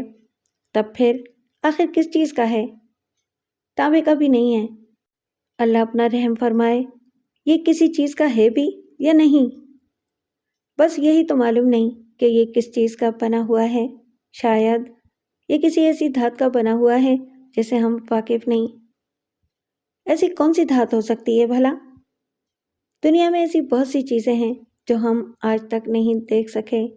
شاید یہ دھات کسی ایسے علاقے کی ہے جہاں آج تک انسان نہیں پہنچ سکا، لیکن یہ ایک خیال ہے، ہو سکتا ہے کہ بات کچھ اور ہو۔ یہ تم تک پہنچا کیسے جمشید؟ خان رحمان نے پوچھا۔ ہاں، یہ اور زیادہ دلچسپ بات ہے، ہم میں سے کسی کو بھی معلوم نہیں کہ یہ ہمارے گھر میں کیسے آیا۔ کیا مطلب؟ جمشید، تمہارے گھر میں اور کوئی چیز اس طرح آ جائے کہ تم میں سے کسی کو کانو کان خبر نہ ہو، یہاں تک کہ بھابھی صاحبہ کو بھی پتہ نہ چلے، خان رحمان نے سرسراتی آواز میں کہا۔ ہاں، یہ بات ہمارے لیے عجیب ہے، راز معلوم کرنے کے لیے اب ہم کوشش کر رہے ہیں۔ فوری طور پر تو یہ جاننا ضروری تھا کہ یہ کوئی خطرناک چیز تو نہیں ہے، بم کی طرح پھٹ تو نہیں سکتا۔ اب جب کہ اس طرف سے اطمینان ہو گیا ہے تو میں بیگم صاحبہ سے پوچھتا ہوں۔ اسی وقت بیگم جمشید چائے کی ٹرے لیے ہوئے ڈرائنگ روم کے دروازے پر آئیں تو انسپکٹر جمشید نے اس سے پوچھا، کل رات ہمارے ایک پڑوسی ملنے کے لیے آئے، میں نے انہیں ڈرائنگ روم میں بٹھایا تھا، وہیں چائے پلائی تھی، میرا چہرہ آتش دان کی طرف تھا، اگر یہ کھلونا اس وقت یہاں موجود ہوتا تو میں فوراً بھانپ لیتا، لہٰذا میں 100% یقین سے کہہ سکتا ہوں کہ کل رات تو کم از کم یہ یہاں نہیں تھا اور صبح آپ کو نظر آیا۔ اس کا مطلب ہے یہ رات میں کسی طرح یہاں تک پہنچایا گیا۔ سوال یہ ہے کہ کیسے؟ یہ تو آپ بتائیں گے، بیگم بولی۔ ہاں، ٹھیک کہا، خیر ہم پہلے گھر کا جائزہ لیں گے، کیونکہ اگر یہ رات کے وقت گھر میں داخل کیا گیا ہے تو پھر چھت کے راستے ہی لایا گیا ہے، لہٰذا پہلے ہم چھت کا جائزہ لیں گے۔ اب وہ چھت پر آئے اور چھت کا بہت غور سے جائزہ لینے لگے۔ سینے کا دروازہ بھی اندر سے بند ملا تھا، اب امکان صرف رسی کا رہ گیا تھا، یعنی چھت پر پہنچ کر کسی نے رسی گرل سے باندھ کر نیچے لٹکائی ہو اور اس کے ذریعے نیچے اترا ہو۔ انہوں نے گرل کا جائزہ لیا، وہاں رسی کی رگڑ کے تازہ نشانات موجود تھے، شاید یہاں سے کوئی آیا ہے، مگر حیرت کی بات یہ ہے کہ نہ میری آنکھ کھلی اور نہ تم لوگوں کو پتہ چلا۔ ابا جان، آپ بھول رہے ہیں، فرزانہ مسکرائی۔ میں بھول رہا ہوں؟ یہ تو بہت اچھی بات ہے کہ میں بھول رہا ہوں، لیکن یہ بتاؤ کہ میں کیا بھول رہا ہوں؟ جی ہاں، کیوں نہیں، آپ اس ملاقاتی کو بھول رہے ہیں، ہو سکتا ہے کہ نظر بچا کر وہ کھلونا رکھ گیا ہو۔ کافی پرانے پڑوسی ہیں، کبھی کبھار ملاقات کے لیے آ جاتے ہیں۔ وہ ایسے لگتے تو نہیں، لیکن چونکہ اس وقت یہ بات سامنے نہیں تھی اور اس نظریے سے ان کے چہرے کا جائزہ نہیں لیا، اس لیے ایسا ہو سکتا ہے۔ خیر، ہم ان سے بھی مل لیتے ہیں، بلکہ میں اکیلا ہی جا کر ان سے ملاتا ہوں۔ مجھے دیکھتے ہی اگر ان کا رنگ اڑا تو پھر کھلونا وہی رکھ گئے تھے، اور اگر ان کے چہرے پر حیرت اور خوف کے تاثرات نظر نہ آئے تو پھر ان پر شک نہیں کیا جا سکتا۔ یہ کہہ کر وہ اٹھے اور گھر سے نکل گئے۔ جلدی ان کی واپسی ہو گئی۔ انہوں نے نفی میں سر ہلاتے ہوئے کہا، نہیں، یہ ان کا کام نہیں، میں نے اطمینان کر لیا ہے۔ یہ تو پھر عجیب بات لگتی ہے، بلکہ عجیب ترین۔ ہمارے گھر میں ایک چیز پہنچ گئی اور ہم یہ معلوم نہیں کر پا رہے کہ آخر وہ اندر کس طرح آ گئی۔ محمود نے مارے حیرت کے کہا، ایک منٹ، کیوں نہ ہم نسیم خان سے پوچھ لیں کہ بھالو ان کے گھر میں کیسے آیا تھا؟ فرزانہ نے ہاتھ اٹھا کر کہا۔ انہوں نے اکرام کو فون کر کے خان نسیم خان کے نمبر معلوم کیے اور پھر ان کا نمبر ڈائل کیا اور ان کی آواز سن کر بولے، السلام علیکم، میں انسپکٹر جمشید بات کر رہا ہوں۔ کھلونے کی بات ہم تک پہنچی ہے۔ اتفاق کی بات یہ کہ ہمارے اپنے گھر میں بھی ایسا ہی ایک بھالو رکھا نظر آیا ہے۔ ہم یہ جاننا چاہیں گے کہ آپ کے گھر میں کھلونا آیا کیسے؟ کیا کہا آپ نے؟ آپ کے گھر میں بھی بھالو؟ وہ مارے حیرت کے چلائے۔ جی ہاں، لیکن ہم ابھی تک یہ جان نہیں سکے کہ ہمارے گھر میں کھلونا آیا کیسے، لہٰذا ہم نے سوچا کہ آپ سے پوچھتے ہیں۔ یہی اس معاملے کا سب سے عجیب پہلو ہے۔ کیا مطلب؟ وہ چونکے۔ ہمیں بھی نہیں معلوم کہ وہ کھلونا کیسے گھر میں آیا تھا۔ گم ہونے سے پہلے اس پر نظر ضرور پڑی تھی، لیکن کسی نے ایک دوسرے سے پوچھا نہیں کہ وہاں کیسے آ گیا۔ اوہ، کیا ہم آپ کے گھر آ سکتے ہیں؟ شاید ہم پتہ چلا سکیں۔ کیا آپ نے اپنے گھر میں پتہ چلا لیا ہے؟ انہوں نے پوچھا۔ جی نہیں، ہم ابھی تک سراغ نہیں لگا سکے۔ تو پھر آپ یہاں کیسے سراغ لگائیں گے؟ وہ بولے۔ کیا آپ یہ بات تنزیہ کہہ رہے ہیں؟ انسپکٹر جمشید نے قدرے حیران ہو کر پوچھا، کیونکہ خان نسیم خان بہت اچھے اخلاق والے انسان مشہور تھے اور اچھے اخلاق والے لوگ طنز نہیں کرتے۔ نہیں، میں نے یہ بات قطعاً طنزیہ انداز میں نہیں کہی، یوں ہی ذہن میں سوال ابھرا تھا۔ آپ شوق سے آ سکتے ہیں، میں گھر میں ہی ہوں، آپ سے ملاقات کر کے خوشی محسوس کروں گا۔ بہت بہت شکریہ، ہم آ رہے ہیں۔ اور پھر وہ لوگ جمشید کو چوکنا رہنے کی ہدایت کرتے ہوئے گھر سے نکل گئے۔ جلد ہی وہ خان نسیم خان کی کوٹھی میں موجود تھے۔ خان صاحب ان سے گرم جوشی سے ملے۔ آپ کا بہت نام سنا ہے، آج ملاقات بھی ہو گئی۔ آئیے، میں آپ کو دکھاتا ہوں، انہوں نے کہا اور ڈرائنگ روم میں لے آئے۔ کھلونا یہاں تھا، ہمیں یہی نظر آیا تھا، لیکن ہم میں سے کسی نے ایک دوسرے سے یہ پوچھنے کی ضرورت محسوس نہیں کی کہ کھلونا کون لایا ہے، کیونکہ وہ عام کھلونا تھا۔ ہمارے ہاں آج تک اولاد نہیں ہوئی۔ بیگم صاحبہ بازار سے ایسی چیزیں بغیر وجہ کے بھی لے آتی ہیں۔ میں نے خیال کیا کہ وہ لائی ہوں گی، انہوں نے خیال کیا کہ میں لایا ہوں گا، ملازمین نے بھی یہی سوچا ہوگا کہ ہم میں سے کوئی لایا ہوگا، لہٰذا کوئی بات پوچھی نہیں گئی۔ جب وہ غائب ہو گیا تو اس کا خیال آیا، یہ بھی سوچنا پڑا کہ نہ جانے کیا چکر ہے، اس لیے پولیس اسٹیشن کو فون کیا، پھر آئی جی صاحب سے بھی ذکر کر دیا۔ آپ نے اچھا کیا، ہم ذرا آپ کی کوٹھی کا جائزہ لیں گے۔ ضرور، کیوں نہیں، میں ملازم کو بلاتا ہوں، وہ دکھا دے گا آپ کو۔ انہوں نے باہر کھڑے پہرے داروں میں سے ایک کو ان کے ساتھ کر دیا۔ انہوں نے اس کے ساتھ پوری کوٹھی کا جائزہ لیا۔ خان نسیم خان کی کوٹھی کے چاروں طرف ایک بڑا باغ تھا، درمیان میں کوٹھی تھی۔ پہرے دار باہر بیرونی دروازے پر رہتے تھے۔ چار دیواری بہت اونچی تھی۔ یہ ساری چار دیواری کا جائزہ لیا گیا، لیکن کسی کے اندر آنے کے آثار نظر نہ آئے۔ چھت کا بھی جائزہ لیا، کسی طرف سے چھت پر آنے کا کوئی راستہ نہیں تھا، اور اس کا مطلب ہے اگر راستہ تھا تو صدر دروازے کا تھا۔ اس لیے آخر کار کاشف اور عارف کو اپنے سامنے بٹھا لیا گیا۔ انسپکٹر جمشید نے غور سے انہیں دیکھا، پھر بولے، پوری کوٹھی کا جائزہ لینے کے بعد ہم اس نتیجے پر پہنچے ہیں کہ کھلونا صدر دروازے کے ذریعے اندر آیا تھا اور دروازے پر آپ موجود ہیں، لہٰذا آپ بتائیں کہ کھلونا اندر کیسے آیا؟ ہمیں نہیں معلوم، دونوں ایک ساتھ بولے۔ رات کو پہرے پر کون ہوتا ہے؟ ہم دونوں ہی ہوتے ہیں۔ اگر دن میں بھی آپ دونوں ہوتے ہیں اور رات کو بھی، تو آپ سوتے کس وقت ہیں؟ ہم باری باری پہرا دیتے ہیں، ہمارے اوقات مقرر ہیں۔ او اچھا، مطلب یہ کہ آپ دونوں ہی دن رات کے ملازم ہیں اور آپ نے اپنے اوقات تقسیم کر رکھے ہیں۔ جی ہاں، ہمیں اس میں کوئی مشکل پیش نہیں آتی۔ ہم چوکیداری کے عادی ہیں، بلکہ کسی وقت ایک کو آرام کی ضرورت محسوس نہیں ہوتی تو وہ بھی باہر ہی آ جاتا ہے۔ ہم دونوں دراصل سگے بھائی ہیں اور اس کوٹھی کے بہت پرانے ملازم ہیں۔ یہ بھی بتاتے چلیں کہ ہم حکومت کی طرف سے مقرر نہیں، بلکہ غیر سرکاری ہیں۔ آپ یوں کہہ لیں کہ ہم اس گھر کے خاندانی ملازم ہیں۔ ہمارے والد بھی اسی گھر کے ملازم تھے۔ ہم سمجھ گئے۔ آپ لوگوں پر شک نہیں کیا جا سکتا۔ آپ کا کیا خیال ہے؟ کھلونا اندر کیسے پہنچا؟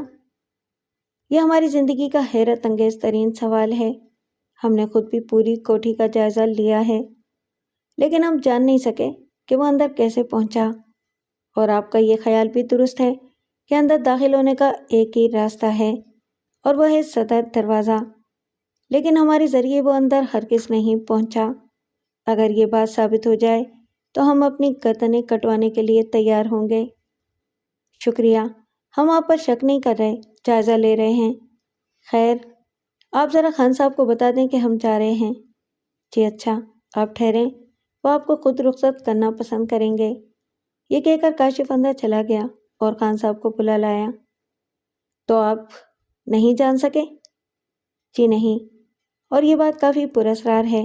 اللہ کا شکر ہے کہ اس کیس پر آپ کام کر رہے ہیں اور میں اطمینان محسوس کر رہا ہوں آپ ضرور سراغ لگا لیں گے۔ انشاءاللہ، اب ہم چلتے ہیں۔ وہ اٹھ کر کھڑے ہوئے اور صدر دروازے کی طرف چل پڑے۔ خان صاحب ان کے ساتھ چلے آ رہے تھے۔ آپ زحمت نہ کریں۔ نہیں، مہمان کو دروازے تک رخصت کرنا چاہیے۔ خان صاحب مسکرائے۔ دروازے پر پہنچا کر اور انہیں رخصتی انداز میں سر ہلا کر وہ واپس مڑ گئے۔ اس وقت اچانک فرزانہ کو ایک بہت عجیب خیال آیا۔ ابا جان، ایک خیال آیا ہے، لیکن وہ غلط بھی ہو سکتا ہے۔ خیر، تم بتاؤ، انہوں نے اپنی گاڑی کی طرف بڑھتے ہوئے کہا۔ ابھی کچھ ہی دن پہلے ہمارے ملک میں جیرال صاحب آئے تھے۔ ان کی وجہ سے کافی ہنگامہ رہا تھا، لیکن وہ اپنے منصوبے میں کامیاب نہیں ہوئے تھے۔ البتہ بچ کر نکل گئے تھے۔ انہوں نے پھر آنے کا چیلنج دیا تھا، کہیں وہ پھر تو نہیں آ گئے؟ اور یہ بھالو والا چکر انہوں نے تو نہیں چلایا؟ فرزانہ یہاں تک کہہ کر خاموش ہو گئی۔ یہ بات امکان سے باہر تو خیر نہیں، لیکن فی الحال کہیں بھی جیرال کے آثار نظر نہیں آئے۔ جیرال میں ایک خوبی ہے اور وہ یہ ہے کہ آتے ہی پہلے اپنی جھلک دکھاتا ہے، چھپ کر بات نہیں کرتا۔ لہٰذا اگر یہ کام اس کا ہوتا تو وہ پہلے ہمیں اپنی جھلک ضرور دکھاتا، اس لیے ایسا نظر نہیں آتا۔ بس ٹھیک ہے، ورنہ میں تو اس پہلو پر سوچتی رہتی کہ کہیں یہ سارا چکر جیرال کا چلایا ہوا تو نہیں۔ ابھی تک ایسی بات نظر نہیں آتی۔ ویسے میں نے ایک نتیجہ اور نکال لیا ہے۔ اور وہ کیا؟ سب فوراً بولے۔ یہ خان نسیم خان کے خلاف کوئی سازش ہے اور بہت جلد خان نسیم اس سازش کی لپیٹ میں آنے والے ہیں، لیکن ابھی اس کا انہیں احساس نہیں۔ تو آپ انہیں خبردار کر دیں۔ میرے خبردار کر دینے سے کچھ نہیں ہوگا، کیونکہ سازش کا تیر چلایا جا چکا ہے۔ اور میں تو ایک قدم آگے بڑھ کر یہ بھی کہہ سکتا ہوں کہ جلد ہی ہم کوئی خوفناک خبر سننے والے ہیں۔ انسپکٹر جمشید بولے۔ لیکن ابا جان، اس سازش کا ہم سے کیا تعلق؟ کھلونا ہمارے گھر میں کیوں رکھا گیا؟ سازشی ذہن ہمیں بھی اس کیس میں الجھانا چاہتا ہے تاکہ ہم اس کیس پر کام نہ کر سکیں، یعنی قانون ہمیں روک دے کہ تم لوگ تو خود اس کیس میں ملوث ہو، لہٰذا تم تفتیش نہیں کر سکتے۔ نہیں، مارے حیرت و خوف کے ان کے منہ سے نکلا، اور میرا خیال ہے ہمیں فوری طور پر غائب ہو جانا چاہیے، ورنہ ہمارے پاس چھپنے یا فرار ہونے کا وقت نہیں رہ جائے گا، ہم لپیٹ میں آ جائیں گے۔ آپ تو ہمیں ڈرائے دے رہے ہیں ابا جان، فرزانہ نے بوکھلا کر کہا۔ میں خود ڈرا ہوا ہوں، اللہ اپنا رحم کرے، آؤ جلدی کرو۔ وہ آندھی اور طوفان کی طرح گھر پہنچے، جلدی جلدی ضروری چیزیں سمیٹیں اور شکیلہ بیگم سے بولے، لو شکیلہ بیگم، ہم تو چل دیے۔ کیا مطلب؟ کہاں چل دیے؟ کسی نامعلوم مقام پر آرام کرنے جا رہے ہیں۔ تو مجھے بھی ساتھ لے چلیں، میں یہاں تنہا رہ کر کیا کروں گی؟ اگر تم بھی ہمارے ساتھ ہوئیں تو شہر کی خبریں ہمیں کون دے گا؟ میں سمجھی نہیں، وہ خوفزدہ انداز میں بولی۔ فی الحال ہم کچھ سمجھانے کی پوزیشن میں نہیں ہیں، ہم جلد فون کریں گے، لیکن موبائل کے ذریعے نہیں، میں اپنی گھڑی کے ذریعے بات کروں گا، سمجھ گئی تم؟ جی ہاں، انہوں نے کھوئے کھوئے انداز میں کہا، کیونکہ اس قسم کی تیاری وہ اس وقت کرتے تھے جب سر پر کوئی بہت بڑا خطرہ آنے والا ہو۔ اور پھر وہ سلام اور فی امان اللہ کہہ کر گھر سے نکل گئے۔ ان کی گاڑی طوفان کی رفتار سے روانہ ہوئی اور دیکھتے ہی دیکھتے نظروں سے اوجھل ہو گئی۔ بیگم جمشید نے دروازہ بند کیا اور باورچی خانے میں چلی آئیں۔ انہیں بھی گھر میں کچھ تیاریاں کرنا تھیں، وہ جلدی جلدی کام میں مصروف ہو گئیں۔ 15 منٹ کے اندر انہوں نے اپنا گھر بالکل درست کر لیا، اور پھر آخر کار دروازے پر زوردار انداز میں دستک ہوئی۔ وہ مسکرا دیں، انہیں اندازہ تھا کہ یہ دستک ضرور ہوگی۔ وہ پرسکون انداز میں چلتی ہوئی دروازے پر آئیں اور بولیں، کون؟ کیپٹن ساگر۔ جی فرمائیے۔ ہمیں انسپکٹر جمشید سے ملنا ہے۔ جی وہ تو گھر میں نہیں ہیں، ہمارے پاس ان کا وارنٹ گرفتاری ہے، انہیں گرفتار کرنے کے لیے آئے ہیں۔ ان سے ایسا کیا جرم سرزد ہو گیا ہے؟ آپ مہربانی فرما کر دروازہ کھول دیں، ہم جانتے ہیں کہ انسپکٹر جمشید اندر ہی ہیں۔ اچھی بات ہے، پہلے آپ اپنا اطمینان کر لیں، انہوں نے کہا، اور دروازہ کھولتے ہوئے اس کی اوٹ میں ہو گئیں۔ آپ کہاں ہیں محترمہ؟ دروازے کی اوٹ میں ایک پردے دار خاتون ہوں، اگر آپ کے پاس ان کی گرفتاری کے وارنٹ ہیں تو آپ انہیں تلاش کر لیں اور گرفتار کر لیں، لیکن میں پہلے ہی بتا دیتی ہوں کہ وہ گھر میں نہیں ہیں۔ غلط، بالکل غلط، ہماری اطلاعات یہ ہیں کہ وہ گھر میں ہیں۔ میں نے دروازہ کھول دیا ہے، آپ مہربانی فرما کر وارنٹ دکھا دیں اور اس کے بعد گھر کی تلاشی لے لیں۔ ایک ہاتھ دروازے کی اوٹ کی طرف بڑھا، اس میں ایک کاغذ تھا، انہوں نے کاغذ لیا اور اسے پڑھا۔ وہ ملٹری انٹیلیجنس کی طرف سے حکم نامہ تھا۔ انہیں اس پر حیرت ہوئی کہ معاملہ تو فوجی نکل آیا ہے۔ انہوں نے کاغذ پڑھ کر کہا، کیا ہمارے ملک میں مارشل لا لگ گیا ہے؟ نہیں محترمہ، انسپکٹر جمشید کی ایک فوجی معاملے میں ضرورت ہے، ان کا بیان لیا جائے گا اور بس، لہٰذا آپ ان سے کہیں وہ گرفتاری دے دیں، اس طرح ان کی رہائی آسان ہو جائے گی۔ اگر وہ یہاں ہوتے تو میں ان سے ضرور یہی کہتی، لیکن وہ چونکہ یہاں نہیں ہیں اور ان کے موبائل بھی بند ہیں، اس لیے میں کچھ نہیں کر سکتی، آپ تلاشی لے لیں۔ اچھی بات ہے محترمہ، آپ ڈرائنگ روم میں بیٹھ جائیں۔ جی اچھا۔ وہ ڈرائنگ روم میں آ گئیں۔ تلاشی لینے والوں نے اپنا کام شروع کر دیا۔ وہ آدھے گھنٹے تک اپنے کام میں مشغول رہے، آخر دروازے پر آ کر بولے، محترمہ ہم جا رہے ہیں، انسپکٹر جمشید ہمارے ہاتھ سے بچ نہیں سکتے، آخر وہ گرفتار کر لیے جائیں گے۔ ارے ہاں، ہم نے ڈرائنگ روم کی تلاشی تو لی ہی نہیں، آپ اندرونی کمرے میں چلی جائیں۔ جی اچھا۔ ڈرائنگ روم کی تلاشی کے بعد وہ لوگ باہر آ گئے اور ان سے بولے، محترمہ وہ آپ سے ضرور رابطہ کریں گی، آپ ان سے کہہ دیں کہ اس طرح چھپ جانا کوئی بہادری نہیں، آپ تو بہت بہادر ہیں، سامنے آئیں اور مقدمے کا سامنا کریں۔ میں ان سے یہ کہہ دوں گی، لیکن وہ جو جواب دیں گے وہ مجھے پہلے ہی معلوم ہے، آپ چاہیں تو میں آپ کو سنا دوں۔ چلیے سنا دیں۔ ان کا جواب ہوگا کہ میں مناسب وقت پر سامنے آؤں گا اور خود پر لگنے والے الزام کا یا الزامات کا جواب دوں گا۔ اچھی بات ہے، دیکھا جائے گا، ہم اس سے پہلے ہی انہیں اور ان کے ساتھی کو گرفتار کر لیں گے۔ جی کیا فرمایا؟ انہیں اور ان کے ساتھی کو؟ کون سے ساتھی کو؟ ادھر سے کچھ نہیں کہا گیا، بس گاڑی اسٹارٹ ہونے کی آواز سنائی دی۔ انہوں نے دروازے کے باہر دیکھا تو ملیٹری کی گاڑی جا رہی تھی۔ وہ نظروں سے اوجھل ہو گئی تو انہوں نے دروازہ اندر سے بند کر لیا اور گھڑی سب سے پچھلے کمرے میں لے آئیں۔ یہ کمرہ اسٹور کے طور پر استعمال ہوتا تھا۔ اس میں گھر کی بیکار چیزیں بھی رکھی تھیں۔ انہوں نے ان بیکار چیزوں کو ادھر ادھر کر کے ان میں سے ایک آلہ نکالا۔ اس کا بٹن دبانے کے بعد وہ بولی، کیا کوئی بات کر سکتی ہوں؟ انہیں آلے سے کوئی جواب نہ ملا۔ سر، ایک بہت ہی اہم معاملہ سامنے آیا ہے، اس سلسلے میں حاضر ہونا چاہتا ہوں۔ آپ وقت بتائیں۔ جنرل نصیر خان کی بات سن کر ملک کے صدر چونک اٹھے۔ انہوں نے فوراً کہا، میں اس وقت 1 گھنٹے کے لیے فارغ ہوں، آپ فوری طور پر آ جائیں۔ بہت بہت شکریہ سر، دوسری طرف سے کہا گیا۔ جلدی جنرل نصیر خان ایوان صدر پہنچ گئے۔ صدر صاحب ان کا انتظار کر رہے تھے۔ ان کے چہرے سے پریشانی ٹپک رہی تھی۔ جنرل صاحب کے الفاظ نے انہیں پریشان کر دیا تھا۔ الیک سلیک کے بعد وہ جلدی سے بولے، ہاں فرمائیے، کیا معاملہ پیش آیا ہے؟ میری پریشانی میں لمحہ بلمحہ اضافہ ہو رہا ہے۔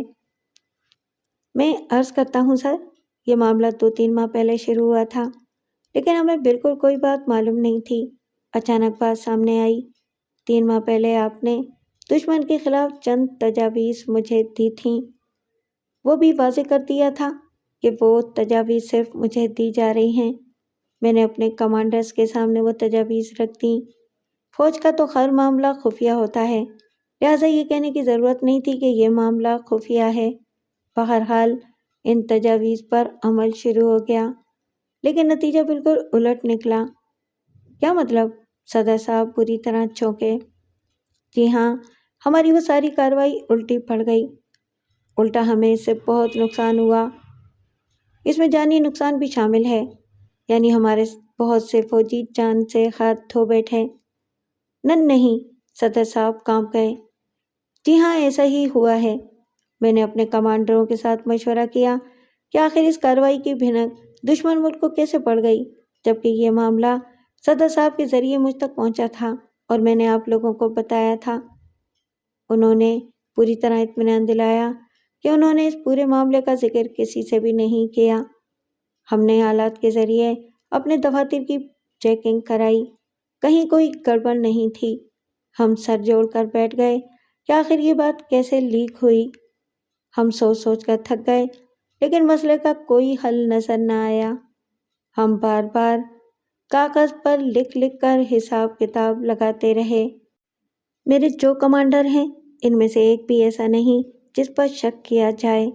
اس کے باوجود میں نے اپنے طور پر ان کی بھی نگرانی کرا کے دیکھ لی، لیکن وہ سب کے سب بالکل درست ثابت ہوئے۔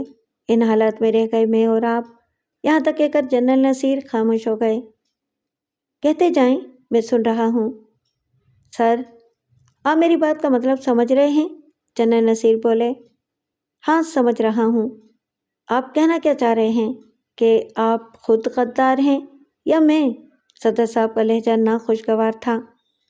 نہیں سر، میں آپ کے بارے میں ایسا سوچ بھی نہیں سکتا، اور خود اپنے بارے میں بھی آپ ایسا سوچ نہیں سکتے، صدر صاحب الجھے ہوئے انداز میں بولے۔ ظاہر ہے سر، اب سوال یہ ہے کہ پھر وہ کون ہو سکتا ہے جس نے ہمارے پروگرام کی دشمن ملک کو خبر دی؟ پھر آپ کس نتیجے پر پہنچے؟ وہ اٹک اٹک کر بولے۔ ان حالات میں آپ خود سوچیں کہ میں کس نتیجے پر پہنچ سکتا ہوں۔ کیا مطلب؟ صدر صاحب چونکے۔ آپ بتائیں سر، آپ کس نتیجے پر پہنچے ہیں؟ میں صدر صاحب گھبرا گئے۔ ہاں سر، آپ بتائیں، آپ کس نتیجے پر پہنچے ہیں؟ افسوس، میرا دماغ ان حالات میں کام نہیں کر رہا۔ لیکن سر، نتیجہ نکالنا تو آسان ہے۔ آپ کی تجویز کا صرف مجھے علم تھا، میں نے اپنے کمانڈروں کو بتایا۔ میرے کمانڈر پوری طرح بااعتماد ہیں، اور میرے بارے میں آپ خود فرما دیں۔ آپ بھی مکمل طور پر بااعتماد ہیں۔ بس تو پھر بات تو آ گئی آپ پر۔ آپ بتائیں، آپ نے اس پروگرام کا ذکر کس سے کیا تھا؟ میں نے کسی سے نہیں کیا تھا، البتہ صدر صاحب رک گئے اور زیادہ پریشان ہو گئے تھے۔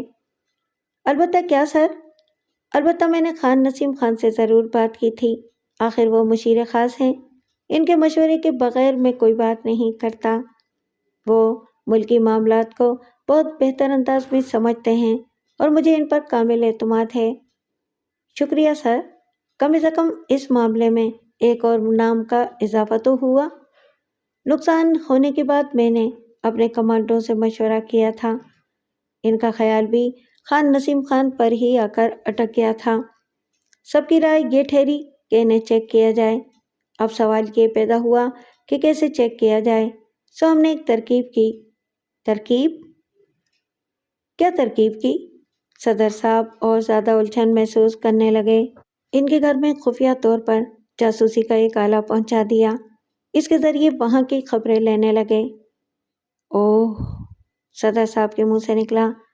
وہ آلہ بہت دن تک وہاں رہا، چونکہ وہ ایک عام سی چیز تھی، اس لیے کسی نے اس کی طرف توجہ نہ دی اور ہمارا کام ہو گیا۔ گویا آپ یہ کہنا چاہتے ہیں کہ میرے مشیر خاص غدار ہیں، ان کا براہ راست تعلق دشمن ملک سے ہے؟ جی ہاں۔ وہ آلہ تھا کس شکل میں؟ ایک بھالو کی شکل میں۔ کیا یہ بہتر نہیں ہوگا کہ ہم انہیں یہاں بلا لیں آپ کی موجودگی میں اور ان سے اس بارے میں سوالات کریں؟ میں تو خود یہ چاہتا ہوں۔ تب پھر میں پہلے اپنی آئندہ چند گھنٹوں کی مصروفیات ملتوی کر لوں، پھر انہیں فون کرتا ہوں۔ آپ ضرور ایسا کریں سر، جنرل نصیر نے مطمئن انداز میں کہا، اور پھر چند منٹ بعد صدر صاحب نے خان نسیم خان کے نمبر ملائے۔ سلسلہ ملنے پر وہ بولے، خان صاحب، یہاں آپ کی ضرورت ہے، فوراً چلے آئیے۔ بہت بہتر سر، خان صاحب کی آواز سنائی دی۔ فون بند کر کے وہ لگے ان کا انتظار کرنے۔ آخر آدھے گھنٹے بعد خان صاحب اندر داخل ہوئے۔ جنرل نصیر کو دیکھ کر ان کی پیشانی پر بل پڑ گئے۔ وہ پہلے ہی کئی بار یہ بات محسوس کر چکے تھے کہ جنرل صاحب انہیں کچھ پسند نہیں کرتے۔ السلام علیکم، انہوں نے کہا۔ وعلیکم السلام، آئیے خان صاحب، تشریف رکھیے۔ وہ بیٹھ گئے تو صدر صاحب نے کہا، جنرل صاحب ایک عجیب و غریب بات لے کر آئے ہیں۔ وہ بات میرے حلق سے تو نہیں اتری، آپ خود ان کی زبانی سن لیں اور ان کا اطمینان کرا دیں۔ جی، کیا فرمایا؟ اطمینان کرا دوں؟ جی ہاں، یہی بات ہے۔ کیا میری ذات مشکوک ہو گئی ہے سر؟ میری نظروں میں نہیں، جنرل صاحب کی نظروں میں وہ اطمینان چاہتے ہیں، لیکن میں ان کا ماتحت نہیں ہوں سر، وہ بولے۔ ایک بات ان کے علم میں آئی ہے، انہوں نے وہ پہلے مجھے بتائی ہے، تبھی میں نے آپ کو بلایا ہے۔ میرے خیال میں اطمینان کرانا چاہیے۔